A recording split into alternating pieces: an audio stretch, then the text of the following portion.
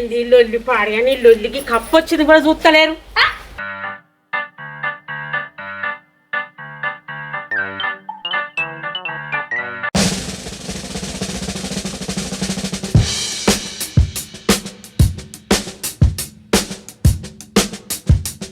అంత పెద్ద కప్పను ఎట్లా పట్టింది మీ అవ్వ?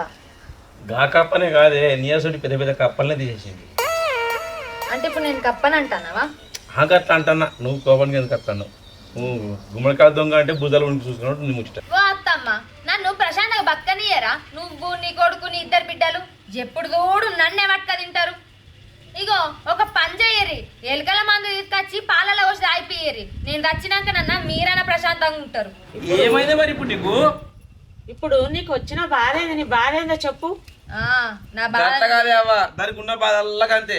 5 ఎకరాలు జాగుండే కదా అవ్వ, 3 ఎకరాలు అమ్మి చెల్లెలకు లగ్గా చేసినాం. ఇక 2 ఎకరాలు